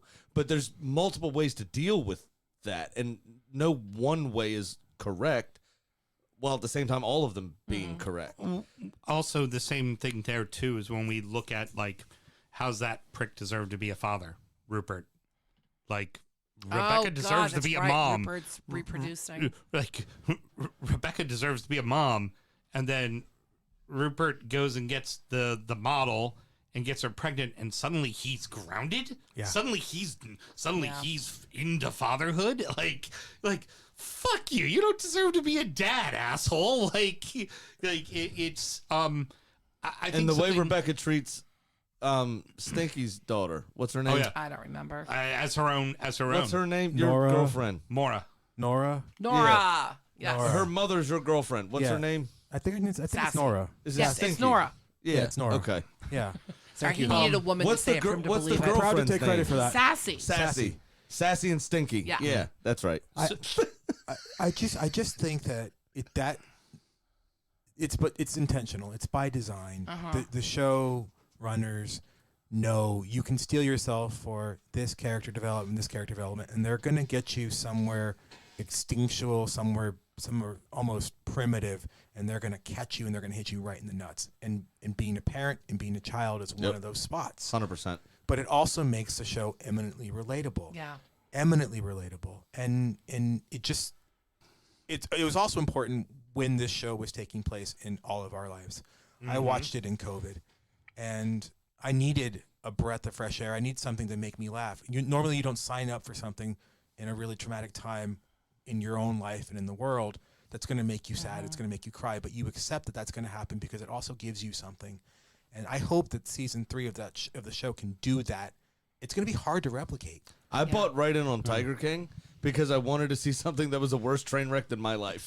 Yeah. That's, Yeah. I mean, we that talked moment. about, Mel and I talked about that the other day about how that show, that documentary was only famous because it was at a point in time in our lives where we were just like, please put it into my veins. The worst white trash insanity Yeah. ever. I want it all. Because they're on that- meth. I want to be on meth. That made Give me it feel to me better right about now. myself Yeah. and my situation at that moment. And the global situation, right? 100. Well, exactly. That's what I'm saying. But that's how it was. Like you said, you didn't want to watch something cheery or uplifting or whatever. You wanted to feel like shit. I wanted to feel better while watching still shit. Yeah. Mel, I did have one last thought when you were talking about the relationship of fathers Yes, and please. sons. While yes, Rebecca and Keely and the Doc are all very strong female characters, let's not. This is a show about men, and it's Yeah. a show about men dealing with the Men's mental shit health. and the shit that they deal with. Yep. And at the top of that list for every single man, be it a good, bad, or indifferent thing, is their relationship with their father. Yeah. Most of And us that are means trying a to lot. impress them until the day we die. I mean, Not them, for us. me, I lost my dad at 18, and all I can think about is my dad never met my wife. My dad wasn't there when I graduated high school. Like, that shit stings and still hurts them at this day. It still shapes me to this day. It When I probably have would have family changed the shitty opinion of you too. I have family members and friends of mine who go like, "Oh my God, you're so much like Bob," you know, and it just like, Yeah. it stings, it hurts, it's prideful, but it's also something you can't talk about as a, or at least up until these last few years, you could not talk about as a man. You certainly couldn't talk about it with other men Nope. unless it was someone really fucking close to Yeah. you. Yeah, and you it know? was really that was the And- only situation where you could, and it was always over a glass of whiskey and a cigar. And it which, normally involved the- you sobbing by the end because you and- were drunk and stupid and there was nothing else but emotion to which come out. in and of itself at the baseline is self harm. Yeah. Yeah. So I think that them wanting to know the backstory of the father shapes the man, because the show is really ultimately about these men and their struggles. Well, what are part of their struggles? The influence of their father is so huge in all of It's that. also a lot of how they're being fathers. Yeah. One of the most poignant scenes at the end of season 1 is when after the loss, Ted gets the message from his son saying, "Hey, Dad, I'm proud of you. It was good seeing you out there." And he's reading the message as he walks up to Jamie Tartt's locker room, or walks past it with Jamie Tartt's dad being in there just screaming at him. And there's got to be some reflective in there, like, what am I doing so well that man's doing so wrong? And so you see Ted struggle with that. And then you see Roy Kent raising his niece. Phoebe. Yeah. Being a dad. And we don't know what the situation is. All we know is Phoebe's dad is a piece of shit. Well, and so Roy Fuck Kent's no. standing up. talk F no. about to Sam's point, to Big Sam's point. No, top of the mic there. Talk about how the impact of fathers is seen and felt even when you never see them. Phoebe's dad. Why we never see her mom. She works a lot. Roy is basically her dad. Yeah. And why Roy is such an she wants Right. to emulate Roy, cursing in the classroom. I mean, a great bit of comic relief, but true. But true. And I know kids like that. yeah. I've coached kids like that. I've been in class with kids like that when I was a kid. Like, and we don't know anything about Roy's dad, do we? Not No, yet. I gotta we imagine do. it was a We got a good little nugget. relationship. That I believe he was with the center back, Isaac, right? Right. And he takes him to where he grew up, South London Council, and they're playing, which may have been the best soccer of the show, the The five-a-side. Yeah. With the fences around it. Yeah. but it's basically someone says, well, your dad was a South London racist, or your dad was a racist. Like, well, of course he was. He was from South London, right? Just an acknowledgement, not a stereotype. Like, this is what happens. Yeah. To Sam's point, you mentioned Roy, you mentioned Ted and the interaction with his son. It's not just about the outside impact that our fathers and the fathers in this show Interesting. have on their life. It's what the fuck are you going to do with it? Yeah. At some point, Ted and Jamie and even Roy have to acknowledge that if they don't deal with their shit, they're not going to be good fathers themselves, Yeah. Yep. right? Or just even good men. Or just good men. Yeah. And whether or not you are dads or you love somebody like a dad, if you don't face those own demons, if you don't start asking yourself those hard questions and not be afraid and flinch of the answer because they're too hard or they're too difficult or it may reveal something about myself that I don't like, you're not going to be any better. Gosh, I wonder if they're going to dig on that, because it just made me realize with Roy Kent, his second season, he develops more into a father. Like, he realizes his relationship with Phoebe is more important. He has to step up to coach the previous captain of the team. He has to step up as a coach, which is kind of a fatherly figure. Mm-hmm. And I also wonder if he's going to end up with that hot Irish teacher. Yeah. Yeah, that scene was weird. It Can we talk was about that for a weird. moment? But I What think were they doing I there? think him and Keely actually have a pretty strong relationship, to be honest. They seem to be giving each other like a healthy amount of What was the deal space. of that whole scene with him and the kindergarten teacher?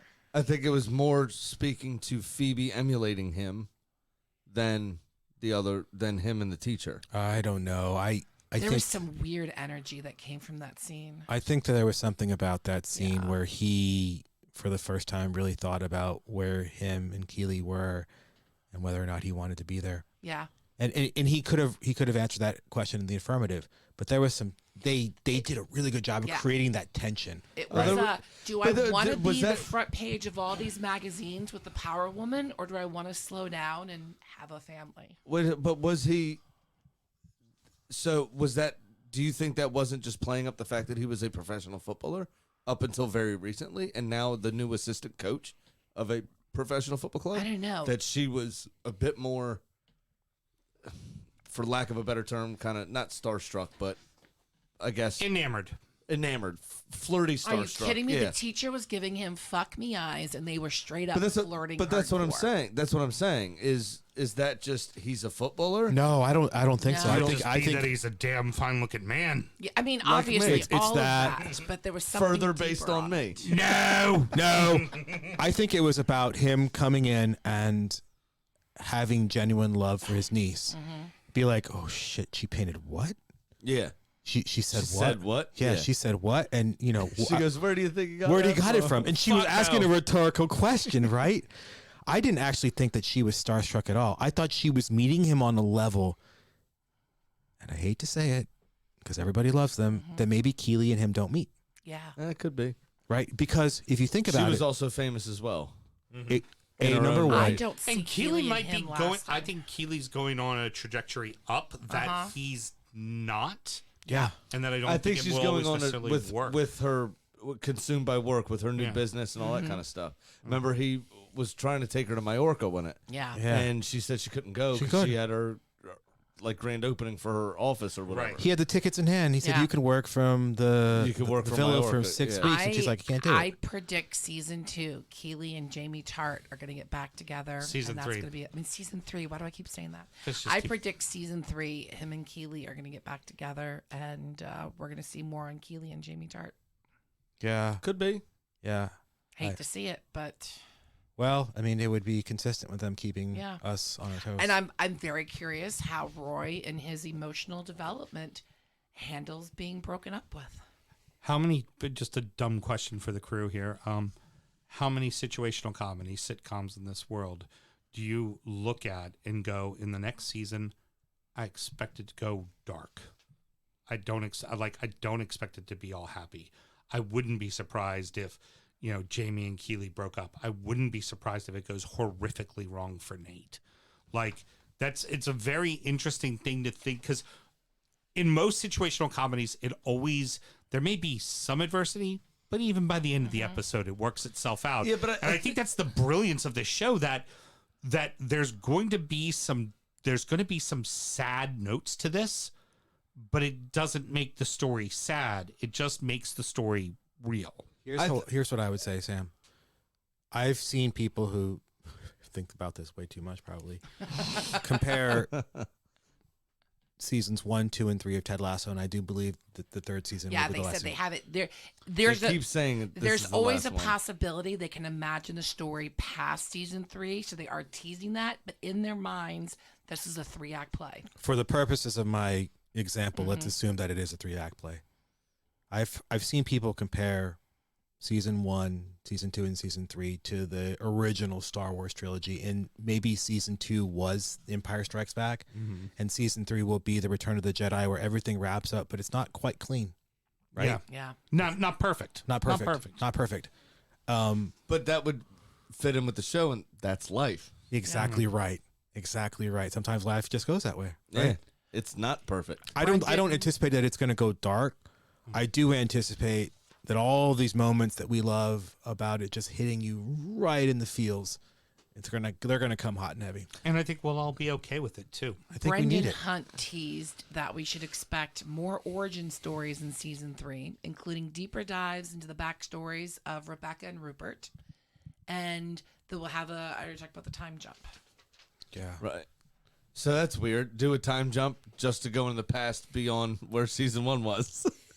I think they might go deeper. Let's go with Rupert. 15 I mean, years we in the didn't- future to talk to you about We 18 didn't years see ago. much about Rebecca and Rupert's backstory. I don't know what there's more to tell us on them, though. That's what I Well, just maybe more their dynamic. And yeah. Do we need to? I mean, I think we've seen it all. I'm very curious Well, what they're going to show us. We haven't seen them as equals, though. We No, haven't seen and- them as That's Premier League true. club where owners. their actual marriage went wrong. Were they equals? We haven't. I mean, were Well, they? they at some are. point? They are technically now. But They are now. Weren't. They never were during That's the what I marriage. mean, I have yeah, a during their feeling. marriage. I have a feeling she was. And if we do a look back at the backstory will be she has great ideas. He doesn't let All her right. have Yeah. them, and then she gets the club from him in spiteful rage to go, "I'm gonna fuck you over," only to realize that, hey, I can do this. I can run a club, and that's what we see in season 3 is where they are now. Technically, they're equals. They're both Yeah. club owners. Right. I hate that word time jump because it's like, are we going 2 years, 3 years? How far is too far? Right. That's what I'm saying. I just think it's also kind of strange to go into the future to Yeah. then give you origins. Yeah. I think that's a little weird. It is. It is. I'm- I hope we don't go too far. I mean, I would Because go I middle expected of next season. was I them. don't want them winning a title. Yeah. I don't don't want either. Richmond to win a title. Well, wait, just want- they got relegated, didn't they? They're in the no, they championship. came. They They came got back. They're back promoted. up. They just Oh, got they got promoted promoted again. again, Yeah. right, Yeah. at the end of last season. Yeah. Yeah. Okay. Yeah. No, I don't want them. I don't want. Unless the time maybe jump have is them off win a- season win and the we're FA starting Cup. with season Europa League. beginning. I don't know. All right. Well, I think that wraps up our conversation on seasons 1 and 2. Any final thoughts, gentlemen? Simon, start with you. I think it's a wonderful show. I wish that I had flagged it before the Sams did, and I can't remember which one. That whiskey's real good. It There, was me. there were so many important. Yeah. I know it wasn't. I'm not that drunk. There are so many important elements to this show, but I cannot stress how important it is that we're finally dealing with mental health. Yes. Men's mental health, but when you talk about Dr. Sharon, when you talk about Rebecca, even when you talk about the little girl who doesn't have Nora, who doesn't really have her dad in her life, and she looks up to somebody like Rebecca, we need to keep having these conversations. Yeah. These gentlemen here talk about something that a lot of people love, and they are not afraid to share their feelings about taking care of yourself and making sure that you take care of yourself to take care of others. So I'm really happy that you guys brought me in here to do that, and we can highlight that. Roy Kent especially, because that guy is the epitome of male masculinity. You know, he's a hard man. Thank you. He You're talking about me, obviously. He's covered in hair. He's confident. He's a sports icon. He's a social icon. But he's also very soft. He plays and injured. He tender, does all the things. and has feelings and is aware of changing and is opening him up himself more and more. And it's a beautiful thing to see. And I But know. it's also authentic within himself. Oh yeah. Well, I know the actor. I loved his punditry, where he just was like, "Yeah, fuck you, piss off." Yeah. They're like, you can't say that on TV. Yeah, fuck you, piss off, right? The actor is also a writer, and he's done a phenomenal job of crafting this modern feminist character wrapped up in old masculinity. Yeah. And none of the masculinity is toxic. Well, there's that. Even the butting heads and the physical stuff, it's not toxic, it's emotional. Yeah. So my takeaway would be the very open and very raw tackling of men's mental health in Yeah. the show is something that I've been a champion for a while. I've cried on this show a number of times. I've tried to shine a light on some of those things myself. Obviously, our platform is a lot smaller than something produced by Apple TV, but it's awesome nonetheless. That is so vitally important. Besides that, the female characters in the show are not there just to move the story on. They are real. They are strong. They are actual characters that develop and change and do things that, think of Keely, right? Where Instagram model, front page of Vanity Fair. Or Footballer's whatever, girlfriend. Right, exactly. Right, just a wag. Well, no, she just used that as a vehicle to get to where she wanted to be. And now she's starting a company and growing her own shit and da-da-da-da-da. And she's respected. She's respected. Exactly. She's not judged for who she slept with or how she carries herself or how she dresses. She's respected by everybody in that football club. Well, absolutely. And her and Rebecca's relationship, especially, we spoke about before, where Rebecca was a touch jealous of the younger, faster model that's now hanging around and da-da-da-da. But then it gets flipped on her where, actually, I respect and admire you. And I want to learn what you do and your power. And I see what you're doing. And it's not about my body. It's about being fantastic. But doing it in a way that, no one thing overpowers the show, I guess, is what I'm trying to say, which is so awesome. So many beautiful pieces of the human condition. It's wonderful. And it's raw, it's real, it's shit that we don't talk about enough and we need to talk about more. But it still celebrates it. And it's football. I come back to this point. It's the melting pot. It is. It's all of it. It's the world's game. Yeah. Yep. Yeah, I don't think it would have the same impact, even in this country, if it was set with an NFL team or a baseball Or basketball. team or a basketball team. Yeah. No, because we've seen it. They've done it. They've tried it. They've churned them out over and over again. And every time it always comes back to being about the sport. And that's where the magic is on this. And is that why it works, though? The other piece of that, too, is with those leagues, you're dealing with mostly Americans. Yeah. The only difference is race. Yeah. In interdynamics within the club, really. Other than that, so here you have the cultural difference of Sam, the cultural difference of the really blunt Dutch guy, the cultural difference of he's so blunt. What's his name? Jan? I love him. Dude, don't get offended. He's Dutch. He's perfect. It's not your problem that you're not playing well. You're just a bad player. He's Louis Van Gaal, basically. He's so great. He's Louis Van Gaal except fit. So brilliant. But it's that sort of thing, right? You have all these different cultures coming together. You have all these different pressures coming together. You have Nate, we've already discussed, with a dual nationality kind of identity crisis situation. Then you have Ted with, the traditional American masculinity problem where I'm going to project whatever I want you to see, but I have fucking anxiety attacks and I can't talk about it. Right? I can't say anything about I'd rather any of say this. I had diarrhea than I had a panic attack. Yeah, I'd rather say that I I shit shit myself. Yeah. Exactly right. Yep. Exactly right. Yep. I would rather say I shit myself. So it's all of those things that is what makes this so beautiful. And soccer, as Simon said, football is the most perfect sport for that, because there is no more international game, especially in Europe, where you get that many cultures, that many things in one room, and it fits and makes sense. Yeah. And let me ask you, and I'm waiting for my friend to carry us home. But do you think the reason why all of these things that we've talked about, how this show kind of catches you between the eyes and takes you by surprise? Sam Graham mentioned football, soccer, whatever you want to call it, being a conduit. I think football, the fact that this show is based around football, allows that shit to sneak in. I like that. Because most of the American viewing Well, it makes audience, it believable. well, not only that, You wouldn't have this many cultures on a baseball team. it's not just that. It's true, but it's not just that. We don't know what to expect. We're not prejudging it from the NFL being macho or the NBA being whatever, or Major League Baseball being America's pastime, whatever. We don't have preconceptions about soccer because we don't know soccer. Right. So soccer is the Trojan horse. And then all of this other shit comes into the walls of Troy and we're like, whoa, what just happened?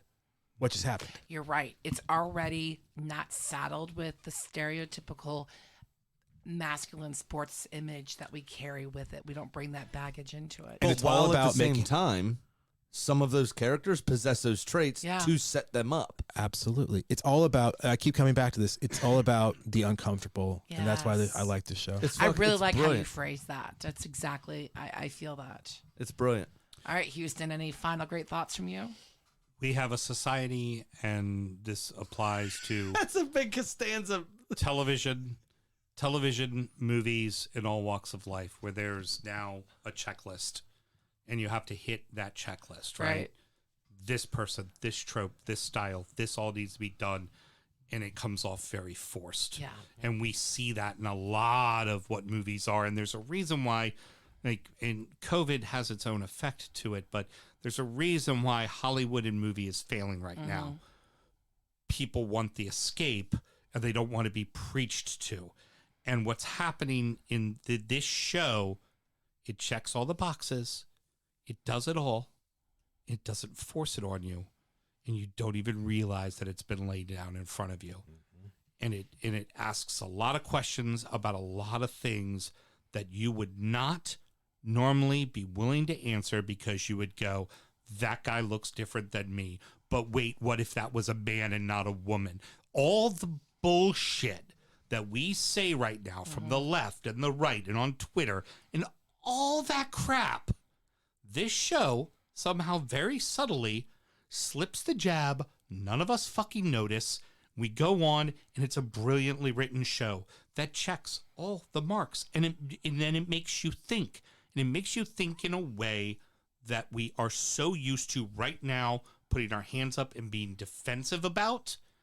And it does it fucking brilliantly. And again, it's a fucking sitcom, for crying out It loud. This is builds- supposed to be giggly, laughy, happy, huggy. It builds a universe. Like, I want to live in that universe. I want to coexist with those people that have that awareness and that care and that love for one another. But you do. And those people, I think what the They show... exist. They're just not on the internet. Yeah. I think you do live in that universe, and I think what this show has taught me, at least, is that most people have that. You just have to Yeah. pull it the fuck out of them. Yeah. You just have Fair. to pull it out of them. I mean, Houston and I are the Higgins. We want everyone to come over for Christmas dinner. You know That would what? be the best time You know ever. what's really funny about Higgins and Houston? What? Is I'm still looking at that bass guitar sitting in the corner right now. He does. I We need can- to change I it up can for barely- Van Dyke. I He can- needs the Van Dyke haircut. I can barely play the beginning of Goodbye Better Than Ezra. That's about what I can do. So And a little bit of Debaser. A little bit of Debaser by the Pixies. That's about what I can knock out. one of my favorite Seinfeld episodes was the Chinese restaurant, where George was trying to get on the phone to call his girlfriend to where they were to meet them. And he keeps getting outdone for the phone by a couple of other patrons of that restaurant. And at one of moments when it happens, he walks away and he goes, you know, we're living in a society. And it's one of my favorite episodes. So when you started your closing words, that's the first thing that came to mind. And it made me fucking giggle like a schoolgirl because it's hysterical. And so I apologize for stepping all over that. I can't That's wait. all right. But that And was definitely Costanza you were channeling. those listening, if you have not rewatched season 1 and 2, do it. Before season 3 comes out. Yeah, I'm you- going to subscribe you again pick to Apple up- TV before. You 3 pick comes up out? on so many nuances Yep. and so many delicious part of these characters, and it's so easy to fall in love with them all over again. And if you didn't like the beard episode the first time, the second time you're gonna like it more. What if look we at loved her. it and we don't want to watch it because we're afraid we'll be let down? Leave it won't in that be. beauty. Leave it in that beauty. Let You it can stay leave there. it in that beauty if you want to, but I'm telling you, you won't. It was You'll pick even up it was on even better the secondary- second time for me, It's and I'm the a huge secondary fan. I trust you. characters. I that trust you. Him, not me. Thanks, Simon. You, the royal you, the Your character royal arc you. hasn't gotten there yet. editorial you. Mel, No, your character what you arc pick hasn't up- gotten to that point yet, What Mel. you pick up on the second watch is more of the details from the bar people, more of May's relationship. You're able to pick up on the secondary characters in the soccer club. All of those things just shine more because, again, every character feels real. Well, there's also so many outlandish things that happen in that episode that really the first time you watch it, that's the only thing you can focus on. Yeah. It's like, oh shit, what just happened? And then you miss the next 30 seconds because you're like trying to process what the fuck just happened. Watching each one of those guys individually when they're practicing for Dr. Sharon's dance number, fucking That's gold. Carly's favorite moment of the whole thing, and she plays it literally at least 3 times a week. That's amazing. She pulls it up on YouTube where they're practicing bye bye bye bye and sync. Yeah, Yeah. yeah. It's No, it's bye bye bye. They're marionettes. That's why it's called that. And you gotta hit it. Love it. Ain't no lie. Bye bye bye. all right. Before we head out, And then they get it right. And last cracking himself up. it turns to Beard, and he was like, "They just do it," whatever he said, and he was like, "Oh yeah, that's it." He's like, yeah, I get it. And then they all start cheering, like the most mundane, stupid It's shit. joy. But that's also that's what we do, right? In our teams, we come up with these dumb shit. Not necessarily that in particular, but we come up with dumb shit, and then like we do sending it. your supporters a President's Day video. Yeah. And we get it spot on, like we did that one. It was fabulous. Still haunted. Still haunted. Mel, I just want to say your Yes. footy is showing. You definitely used delicious like a color commentator Did in I a footy really? match. So Shit. just want I to say hate your that. Hey, Mel- your footy's showing, sweetheart. Be proud. Be proud. I do want to say, I'll sit there and watch games with him, and I'll list off like 7 players in the field, and I go, by the way, I fucking hate that I know all those players' names. if it's not offensive to I've been say fighting so, it, And and it's not her fighting it, club. and fighting it. Oh yeah, I've been fighting it, and I think I am actually a full-time footy fan. Live in the now, Mel. Live in the I now. came to the dark side. I came from the NFL, so Welcome. Hi, I'm Ted Lasso. can I say, without being offensive, No, that you stealing the show from Sam, yes. you have definitely covered yourself in glory. Oh, thank you. I have great aim. Well done. All right, people, thank you so much for checking out our Ted Lasso special. Where's my hula hoop? The Football Show begins their 5th season, so make sure you like and subscribe and follow wherever you get podcasts. And every Monday, we're doing the live show, and Tuesday, podcast is brand new. See you soon. Good night.